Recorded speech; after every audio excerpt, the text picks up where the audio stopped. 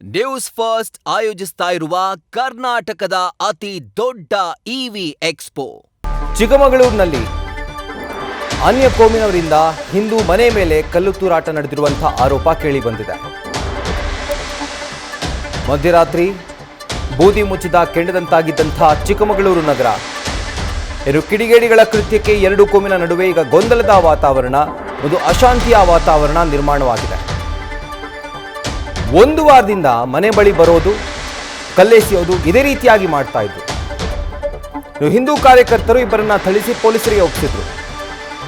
ಆದರೆ ಕಲ್ಲು ಹೊಡೆದಿರೋರು ಅವರಲ್ಲ ಅಂತ ಹೇಳಿ ಒಂದು ವಾದ ಕೂಡ ಬರ್ತಾ ಇದೆ. ಯಾರ್ಯಾರು ಹಲ್ಲೆ ಮಾಡಿದ್ದಾರೋ ಅವ್ರ ಮೇಲೆ ಕ್ರಮ ಆಗಬೇಕು ಅಂತ ಹೇಳಿ ಈಗ ಆಗ್ರಹ ಕೇಳಿ ಬರ್ತಾ ಇದೆ. ಠಾಣೆ ಮುಂಭಾಗ ಈ ರೀತಿಯಾದಂತಹ ಒಂದು ಆಗ್ರಹ ಕೇಳಿ ಬರ್ತಾ ಇದ್ರೆ, ಮತ್ತೊಂದು ಕಡೆಯಲ್ಲಿ ಆಸ್ಪತ್ರೆ ಮುಂಭಾಗ ಒಂದು ರೀತಿ ಬಿಗುವಿನ ವಾತಾವರಣ ನಿರ್ಮಾಣವಾಗಿದೆ. ಒಂದು ವಾರದಿಂದ ನಡ್ಕೊಂಡು ಬರ್ತಾ ಇರುವಂತಹ ಒಂದು ಕೆಲಸ ಇದು. ಮನೆ ಬಳಿ ಬರೋದು, ಕಲ್ಲು ತೂರಾಟ ಮಾಡೋದು, ನಂತರ ಅಲ್ಲಿಂದ ಎಸ್ಕೇಪ್ ಆಗೋದು.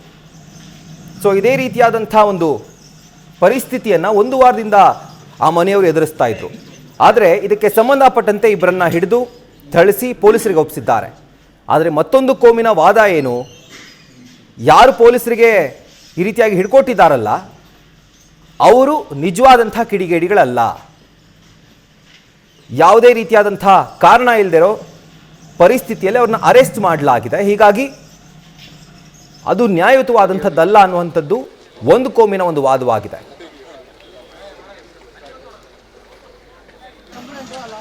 ಸೊ ನಿನ್ನೆ ರಾತ್ರಿ ಒಂದು ಪರಿಸ್ಥಿತಿ ವಿಕೋಪಕ್ಕೆ ಹೋಗಿತ್ತು. ಎರಡು ಗುಂಪಿನ ನಡುವೆ ಒಂದು ರೀತಿ ಗೊಂದಲದ ವಾತಾವರಣ ಜೊತೆಗೆ ಪ್ರಕ್ಷುಬ್ಧತೆ ಅಲ್ಲಿ ನಿರ್ಮಾಣವಾಗಿತ್ತು. ಇದೆಲ್ಲವೂ ಶುರುವಾಗಿದ್ದು ಒಂದು ಮನೆ ಮೇಲೆ ಆಯ್ತಾ ಇದ್ದಂಥ ಒಂದು ಕಲ್ಲೆಸೆತದಿಂದಾಗಿ. ಇದರ ಕುರಿತಾಗಿ ಡೀಟೇಲ್ಸ್ ಅನ್ನು ಕೊಡ್ತಾರೆ ನಮ್ಮ ಪ್ರತಿನಿಧಿ ಮಹಾರುದ್ರ ಹಿತ್ತಲಕೊಪ್ಪ. ಮಹಾರುದ್ರ, ಎಕ್ಸಾಕ್ಟ್ ಆಗಿ ಏನಾಯ್ತು, ಏನ್ ಡೀಟೇಲ್ಸ್ ಲಭ್ಯವಾಗ್ತಾ ಇದೆ? ಹೌದು ರಾಹುಲ್, ಹೇಳಿ ಕೇಳಿ ಒಂದು ಚಿಕ್ಕಮಗಳೂರು ಜಿಲ್ಲೆ ಏನಂದ್ರೆ ಎರಡೂ ಕೋಮಿನ ಒಂದು ಜನರು ಇರುವಂತ ಒಂದು ನಗರ. ಆದ್ರೆ ಏನಂದ್ರೆ ರಾತ್ರಿ ಹಿಂದೂ ಮನೆಯ ಮೇಲೆ ಏನಂದ್ರೆ ಅನ್ಯ ಕೋಮಿನ ಯುವಕರು ಒಂದು ಕಲ್ಲು ತೂರಾಟ ಮಾಡಿ ಒಂದು ಆರೋಪ ಕೇಳಿ ಬರುವಂತೆ. ಇದರಿಂದ ಏನಂದ್ರೆ ಹಿಂದೂ ಮತ್ತು ಮುಸ್ಲಿಮರಲ್ಲಿ ಒಂದು ಉದ್ವಿಗ್ನ ವಾತಾವರಣ ನಿರ್ಮಾಣವಾಗಿದೆ ಮತ್ತು ನಗರದ ವಿಜಯಪುರ ಬಡಾವಣೆಯಲ್ಲಿ ಒಂದು ರೀತಿ ಒಂದು ಭಯದ ವಾತಾವರಣ ಕೂಡ ನಿರ್ಮಾಣವಾಗಿದೆ. ರಾತ್ರಿ ಏನಂದ್ರೆ ಚಿಕ್ಕಮಗಳೂರು ನಗರದಲ್ಲಿ ಏನಂದ್ರೆ ಮುಸ್ಲಿಂ ಯುವಕರು ಏನಂದ್ರೆ ಹಿಂದೂ ಮನೆಯ ಮೇಲೆ ಒಂದು ಕಲ್ಲು ತೂರಾಟ ಮಾಡಿರುವ ಒಂದು ಆರೋಪ ಕೇಳಿ ಬಂದ ಹಿನ್ನೆಲೆಯಲ್ಲಿ ಏನಂದ್ರೆ ಈಗಾಗಲೇ ಏನಂದ್ರೆ ಹಿಂದೂ ಮತ್ತು ಮುಸ್ಲಿಂ ಮುಖಂಡರು ಕೂಡ ಒಂದು ರಾತ್ರಿ ಏನಂದ್ರೆ ನಗರದ ಬಸವನಹಳ್ಳಿ ಪೊಲೀಸ್ ಠಾಣೆಯ ಮುಂದೆ ಒಂದು ಜಮಾವಣೆ ಮಾಡಿರುವಂತದ್ದು. ಈ ಹಿಂದೆ ಏನಂದ್ರೆ ಹಲವು ಬಾರಿ ಕೂಡ ಈ ರೀತಿ ಒಂದು ಪ್ರಕರಣಗಳು ಆಗಿತ್ತು. ಆ ಸಂದರ್ಭದಲ್ಲಿ ಹಿಂದೂ ಯುವಕರು ಏನಂದ್ರೆ ಅವರನ್ನ ಹಿಡಿದುಕೊಟ್ಟು ಅವರಿಗೆ ಒಂದು ಕಾನೂನು ಕ್ರಮವನ್ನ ಕೈಗೊಳ್ಳಬೇಕು ಅಂತ ಹೇಳಿ ಒಂದು ಆಗ್ರಹವನ್ನ ಮಾಡಿದ್ರು. ಆದ್ರೆ ಪೊಲೀಸರ ಒಂದು ನಿರ್ಲಕ್ಷ್ಯದಿಂದ ಏನಂದ್ರೆ ಒಂದು ಶಾಂತಿ ಸಭೆಯನ್ನ ಮಾಡಿ ಅದನ್ನ ಒಂದು ತಿಳಿಗೊಳಿಸಿದ್ರು. ಆದ್ರೆ ನಿನ್ನೆ ಏನಂದ್ರೆ ಏಕಾಏಕಿ ಒಂದು ಕಳೆದ ಒಂದು 3 ದಿನಗಳಿಂದ ಹೆಣ್ಣು ಮಕ್ಕಳ ಹಿಂದೆ ಹೋಗೋದು ಮತ್ತೆ ಅವರಿಗೆ ಒಂದು ಚುಡಾಯಿಸುವುದ ಮಾಡ್ತಾ ಇದ್ರು ಅನ್ನೋ ಒಂದು ಆರೋಪ ಒಂದು ಇತ್ತು.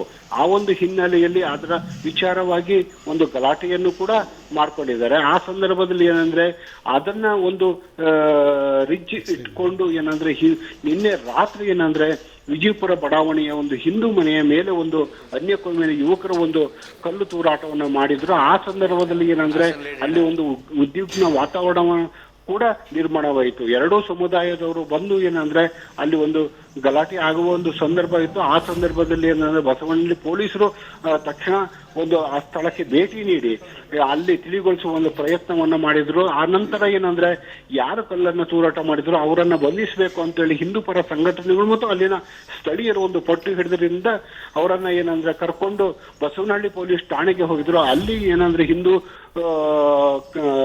ಮುಖಂಡರು ಮತ್ತೆ ಹಾಗೂ ಅನ್ಯ ಕೋಮಿನ ಮುಖಂಡರು ಕೂಡ ಜಮಾವಣೆಗೊಂಡಿರಲು ಒಂದು ಉದ್ವಿಗ್ನ ವಾತಾವರಣ ನಿರ್ಮಾಣವಾಗಿತ್ತು. ಒಟ್ಟಾರೆ ಏನಂದ್ರೆ ಈಗ ಪೊಲೀಸರು ಒಂದು ಸ್ವಲ್ಪ ತಿಳಿಗೊಳಿಸಿದ್ದಾರೆ. ಆದ್ರೆ ಕಾಪಿನಾಡಿನಲ್ಲಿ ಒಂದು ರೀತಿಯಲ್ಲಿ ಈ ಒಂದು ವಿವಾದ ಒಂದು ಬೂದಿ ಮುಚ್ಚಿದ ಕೆಂಡ ಆಗಿದೆ ಅಂತಲೇ ಹೇಳ್ಬೋದು Rahul. Right Maharudra, thank you ಡೀಟೇಲ್ಸ್ಗೆ.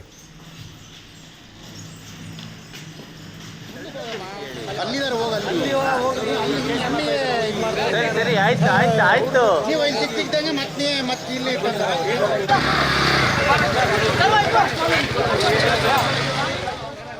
ಒಂದು ಕಲ್ಲು ತೂರಾಟ ಪ್ರಕರಣ ಯಾವ ರೀತಿಯಾಗಿ ಒಂದು ಜಿಲ್ಲೆಯಲ್ಲಿ ಒಂದು ಅಶಾಂತಿಯ ವಾತಾವರಣ ಸೃಷ್ಟಿಯಾಗುವಂತೆ ಮಾಡಿದೆ ಅನ್ನೋದು ಈಗ ಗೊತ್ತಾಗ್ತಾ ಇದೆ.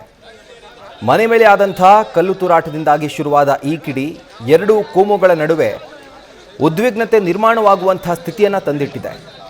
ಈಗ ಪೊಲೀಸರು ಪರಿಸ್ಥಿತಿಯನ್ನು ತಿಳಿಗೊಳಿಸಿದ್ದಾರಾದರೂ ಆ ಒಂದು ಭೀತಿ ಇದ್ದೇ ಇದೆ. ಯಾವ ಕ್ಷಣದಲ್ಲಿ ಬೇಕಾದರೂ ಕೂಡ ಆ ಒಂದು ಅಶಾಂತಿಯ ಕಟ್ಟೆ ಒಡಿಬಹುದು. ಹೀಗಾಗಿ ಪೊಲೀಸರು ಮುನ್ನೆಚ್ಚರಿಕಾ ಕ್ರಮವನ್ನು ವಹಿಸಿದ್ದಾರೆ. ಅದಕ್ಕೆ ಸಂಬಂಧಪಟ್ಟಂತೆ ದೂರು ಕೂಡ ದಾಖಲಾಗಿದೆ. ತನಿಖೆಯನ್ನು ಕೂಡ ಅವರು ಕೈಗೊಂಡಿದ್ದಾರೆ. ಚಿಕ್ಕಮಗಳೂರು ಆಗಲೇ ನಮ್ಮ ಪ್ರತಿನಿಧಿ ಹೇಳ್ತಿದ್ದ ಹಾಗೆ ಒಂದು ರೀತಿಯಾಗಿ ತುಂಬ ಸೂಕ್ಷ್ಮ ಪ್ರದೇಶ. ಸೊ ಯಾವಾಗ ಈ ರೀತಿಯಾದಂಥ ಒಂದು ಕಲ್ಲು ತೂರಾಟ ಪ್ರಕರಣ ಬೆಳಕಿಗೆ ಬಂತು, ಅದರ ಜೊತೆಗೆ ಅನ್ಯ ಕೋಮಿನ ಯುವಕರು ಇದು ಮಾಡಿದ್ದಾರೆ ಅನ್ನುವಂಥ ಆರೋಪ ಕೇಳಿ ಬಂತು, ಆಗ ಹಿಂದೂ ಮುಖಂಡರು, ಹಿಂದೂ ಕಾರ್ಯಕರ್ತರು ಇಬ್ಬರನ್ನ ಪೊಲೀಸರ ವಶಕ್ಕೆ ಒಪ್ಪಿಸ್ತಾರೆ.